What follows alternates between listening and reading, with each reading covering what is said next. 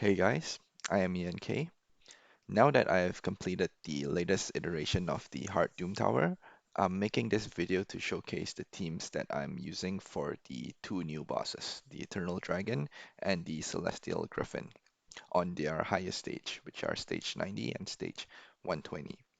So this is the screenshots of my completion where and showing the teams that I used. So I'm having Dragstar, Rhodos, Noroc, Doompriest, and Seal of the Drakes for the Celestial Griffin. And for the Eternal Dragon at stage 120, I'm using again Dragstar, Noroc, Seal, and I'm swapping uh, in Vrask and Jarek. So first I'll go over uh, the champions that are featured in both teams, three of them, which are Seal, Dragstar, and Noroc, to show how they are built. So the first champion I'll show is Syl. I have her built in Relentless set with a Perception, and her stats are I have about 4.5k defense, quite a high speed at about 240, um, and a high resistance of 437, and enough accuracy to place her stuns on the minions. And since the stuns can be placed on the boss anyway, I don't need it that high. Um, Yeah, so the gear I have on her is actually pretty good to be able to get this amount of resistance in Relentless. Um, so it can be quite difficult to build, but I don't think having her in Relentless actually matters as much. It helps obviously to make the run easier, but I don't think you need to build her in Relentless if you can get this stats. So the reason she's in high resistance is because it's important for her to be able to use her abilities. She has her AoE stun, and the AoE stun can stun the Eternal Dragon's minions. The minions can place decreased defense on you, and it can provoke you, which can be quite annoying and could potentially end your run since the boss hits really hard, and having decreased defense on your team is really bad. And she also revives, so in case the decreased defense gets placed and someone dies, she can still revive that allies. And she herself needs to resist the decreased defense or else she will die as well, since she puts up the ally protection when she revives an ally. Next is Dragstar. So I have Dragstar built in regeneration set and a relentless two-piece, and he's built similarly with Syl, where I also built him in a semi-high resistance. So this amount of resistance is enough to resist the bosses on the highest stage. The boss on the highest stage has about 350 accuracy, so anything above 350, uh, you can resist their debuff, and higher, obviously, the higher chance for you to resist their debuffs. Then I have him at about 285 accuracy. So I guess one thing to point out is because that Drexler has an all battles accuracy aura, so I only need to build him with at least 280 accuracy, since the bosses have about 330, I believe, resistance. So you need at least 330 accuracy on all your champions. Then you want to place debuff, and it's Dragstar places his HP burn, so he needs the accuracy. So guess I point out that I have him built in regen set, since lifesteal set is not that valuable since you're not doing a lot of damage, so you're lifestealing not that much back, and regen just gives a constant 15 percent HP heal, which is really good when combined with the other healers like Syl and Doompriest and Vrask, which I'll get into later on. So I don't have my Dragstar booked at all. He doesn't need to be booked. Booking him will make it probably easier since it increases the chance, but 55% is already pretty high since you're getting attacked a ton. And last is the main champion that I want to point out in this video that I use, and it's a unique champion as well, which is Noroc. I think Noroc um, stocks raise a little bit with the new bosses because his kit, specifically his passive, is actually incredibly well suited for both these bosses. So again, so his passive makes him immune. So this immune doesn't really matter since none of the boss places this debuffs. But it decreases the damage taken by all your allies under one or more buffs by 15% or by 25% if you don't have any buffs. So this essentially gives your team an AoE strengthen or like a slightly less effective stalwart set on everyone because the Griffin will always strip your buff, right? That's the mechanic of the Griffin. It'll strip your buff, so when your buffs are stripped, you still have the 25% damage reduction passive going on. And even if you have buff, the 15% damage reduction is still there. So either way, there will be some damage reduction in your team. And for the Eternal Dragons, the Eternal Dragon will uh, lock out your team, so your team can't use any skill buffing abilities. So without any buff, you get the damage reduction. And it also want to point out that the Eternal Dragon, hits really hard. His AoE hits extremely hard.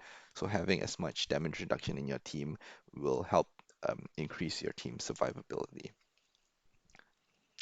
And yeah, so one thing I love about Norog is that he's incredibly easy to build. He doesn't require any books. None of his abilities matter. The block cooldown has no effect at all. Block buff has no effect at all. So he does not need to be booked at all. So next is his gearing. He doesn't require any special set. You can put him in literally any set. You don't need to build him with accuracy. You don't need to build him with resistance. And since he's a defense-based champion, if you build when you're building him for damage, which we are, you're also increasing his survivability. So right here, I have him built with 4.6k defense, with 100% crit rate and a 200% plus crit damage. And then he also has a pretty high speed. All right. So yeah. So let's start with the first team. So the Celestial Griffin. So the other two members I'm using is Rhodos and Doom Priest. So for Rhodos, I'm gearing him exactly the same. I did not change his gear at all for this boss. He's in the exact same gear I have him in my arena team, which is in Savage and Immortal. So this is his stats. He has about 5.6k attack, 201 speed, 100% crit rate, and 238 crit damage. So he is mainly in the Griffin. He's there mainly for your DPS. He does a lot of single target damage, and being debuffed by the Griffin. He doesn't provide any buff, so he's just there for damage. Next is Doom Priest. So Doom Priest is here just for the cleanse because and the mini heal from her passive as well. Because yeah, so she is built in just a speedy relentless set with yeah really high speed, 3.7k defense, 50k HP. So just high speed in relentless. Yeah, so this is the team that I have for my Griffin team, and I will just show a video of the run that I did. So the team I have here is 100% auto and 100% success rate. I haven't failed before. Yeah, so and the Griffin boss is the boss that I'm actually farming for in this iteration of Doom Tower. So I'm glad that I was able to have a team with 100% success rate to burn all my silver keys in.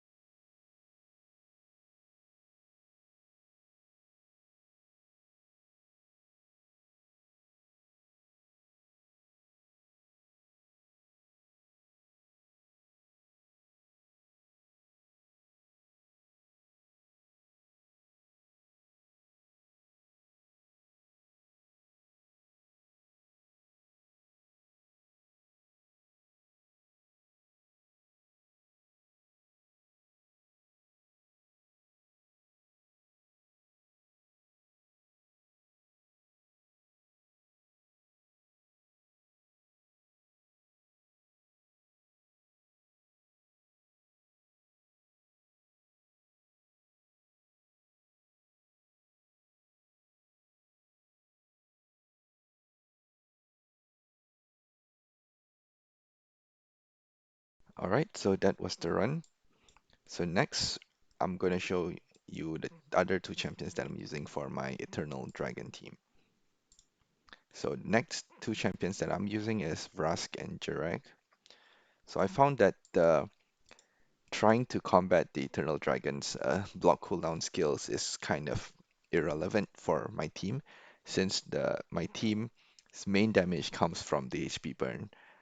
None of the champions needs their skill to be up to be used. And I have Seal already built in resistance, so I don't need Doom Priest to cleanse the block skill cooldown. And the dragon actually does a huge amount of AoE damage to the team. So I found that at first I had Jirek in um, and Rhodos to replace Vrask, but the team was still taking too much damage, and it doesn't get healed back enough to be topped off to take the next AoE hit. So my team dies quite a lot. So I had to add in another healer, and I added in Vrask. So he's a very consistent healer, and I'll show him the gear later. And Jirek is in a team mainly for his passive, so he provides I guess I'll just go over them now just to show you. So his passive, whenever your team takes more than 20% health, he provides the 15% continuous heal buff on your team. So he kind of counteracts the AoE damage a little bit with the heals, and he also has an A1 decrease attack to help reduce the damage the boss does. So he won't ever be able to use this skill since his skill will always be locked out and he'll always be on cooldown, so it doesn't really matter. So I've built him again in regeneration set with a slightly high HP, about 60k, enough defense, about 3.5k, high speed, the damage doesn't matter, and high accuracy to place the decrease attack. Next is Vrask. So for Vrask, I have him in Relentless set with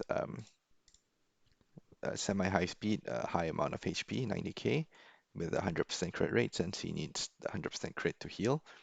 And yep, that's it. So yeah, he doesn't even need to be booked.